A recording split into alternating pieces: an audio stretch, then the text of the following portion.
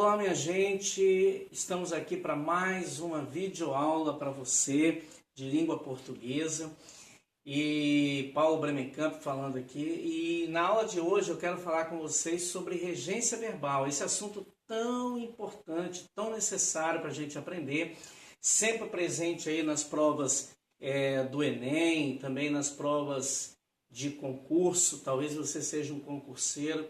Então, com certeza, esse conteúdo aqui é um conteúdo muito interessante para você, tá certo?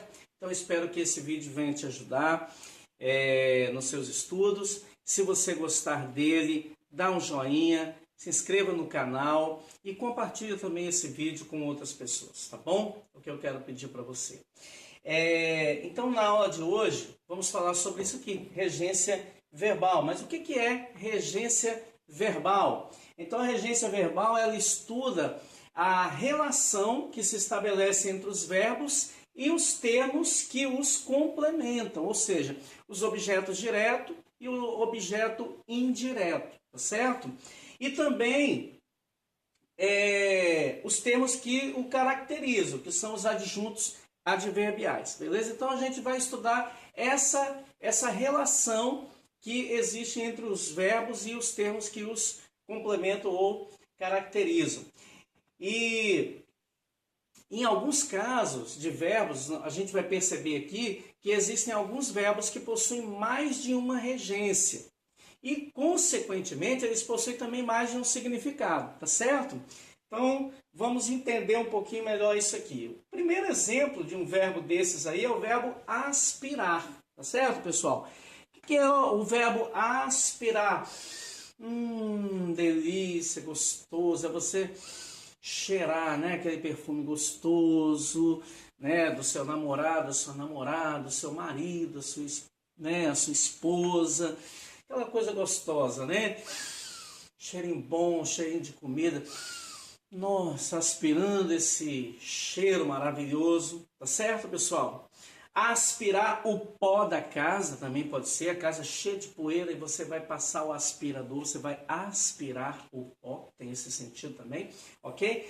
E nesse caso, ele é um verbo transitivo direto, e você aprendeu que verbo transitivo direto é aquele que não necessita de uma preposição, de, em, a, para, né? Então não necessita de uma preposição, ele se liga ao seu complemento sem necessidade de preposição. Então, ele é um verbo transitivo direto. Mas nós temos também o verbo aspirar, que é naquele sentido de ter como objetivo, ter como meta na vida, tá certo? Desejar alguma coisa. E aí, nesse sentido, esse verbo aspirar, ele exige, presta atenção, exige a presença de uma preposição. Como no caso aqui, ó, Emanuel aspirava a um alto cargo, ok? Você está estudando para o concurso porque você aspira a um emprego público, a um emprego melhor, a um salário melhor. Claro, né, ganhar uma graninha a mais nunca é ruim. Então, por isso que você está se esforçando, aprendendo. Então, eu aspiro a um excelente salário. Quer dizer, o objetivo que você tem ao se preparar é de ter um salário melhor. Nesse caso, ele é um verbo transitivo indireto. Ok, pessoal? Verbo transitivo indireto. Beleza? O verbo, nesse caso, né, nós vimos o verbo aspirar, mas também tem o verbo assistir. Gente, eu não sei se você sabe, mas o verbo assistir, ele tem 4 sentidos diferentes. Isso mesmo, 4 sentidos diferentes. Vamos aprender? Tem aquele mais conhecido de todos nós. O que é? Vou assistir um filminho, vou assistir uma novelinha, vou assistir aquela série que eu tanto gosto. Geralmente a gente usa essa frase, a gente constrói essa frase cometendo um erro, né? Ele foge à variedade padrão. De acordo com a variedade padrão da língua, de acordo com a norma culta, existe uma transgressão, então, da norma. Por quê? Porque quando você fala de assistir um filme, assistir uma novela, assistir a um filme, assistir a uma novela. Assistir no sentido de estar presente, de presenciar, de ver alguma coisa, é quem assiste, assiste a alguma coisa. O verbo é transitivo indireto. Tá certo, pessoal? É verbo transitivo indireto. Então, ontem assisti a um filme iraniano. Ontem assisti a uma reunião na igreja. Tá certo, pessoal? E se você colocar o verbo assistir, se depois do verbo assistir vier uma palavra feminina, então você tem que colocar crase. Por exemplo, assistir à assembleia do condomínio. Então esse a, ele tem que ser craseado, tá certo? Ele é um verbo transitivo indireto, portanto, gente. Mas o verbo assistir também, ele pode ser no sentido de ajudar, prestar uma assistência. Não tem aquele momento quando você vai lá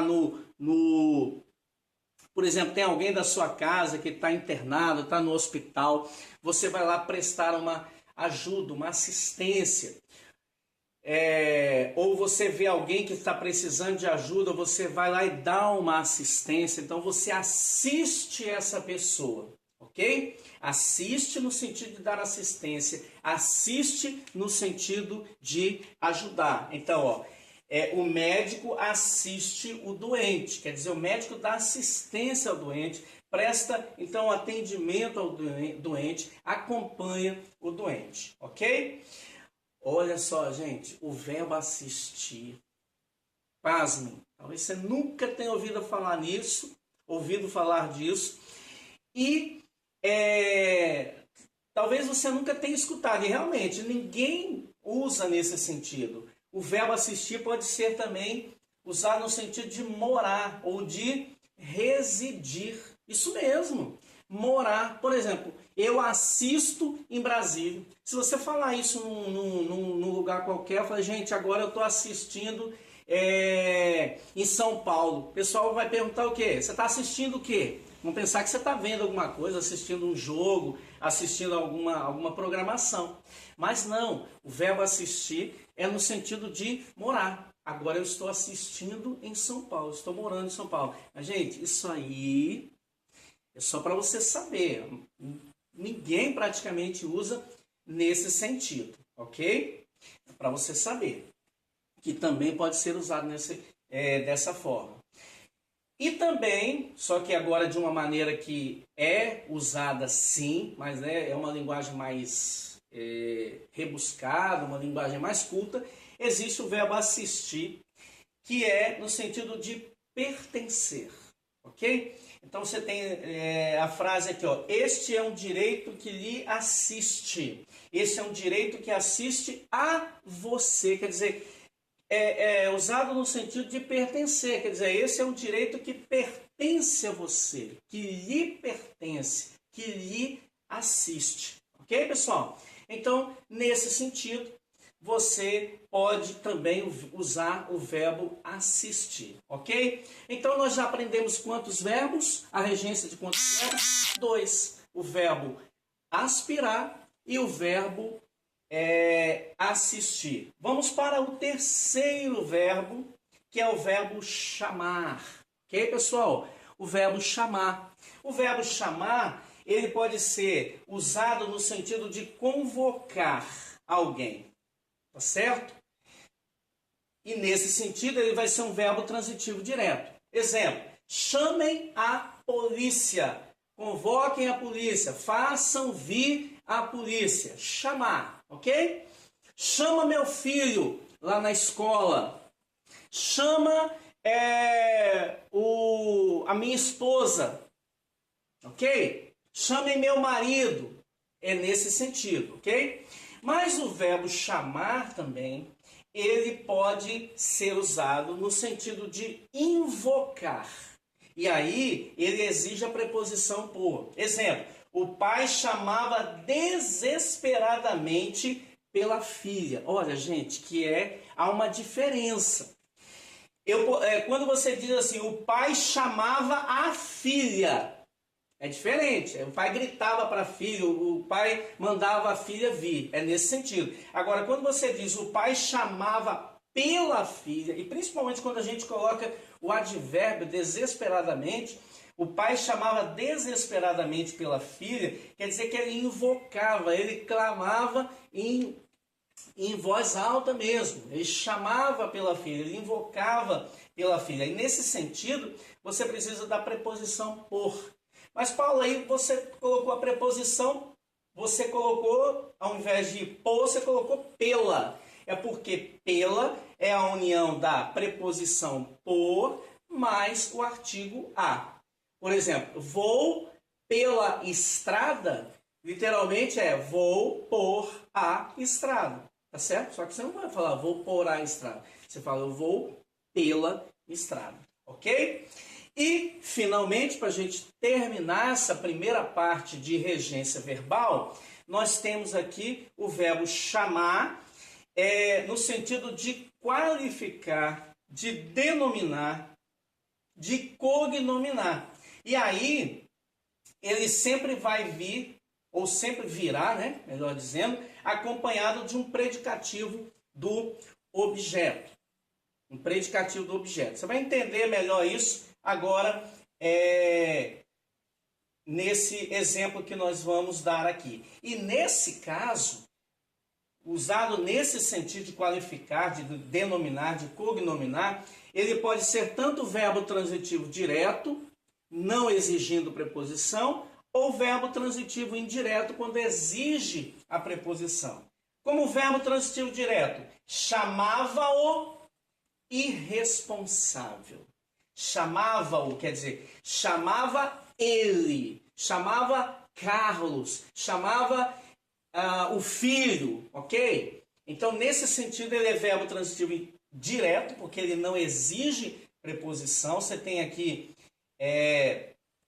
o pronome, né? O pronome o, chamava-o, chamava ele, mas você não pode dizer chamava ele, é chamava-o irresponsável.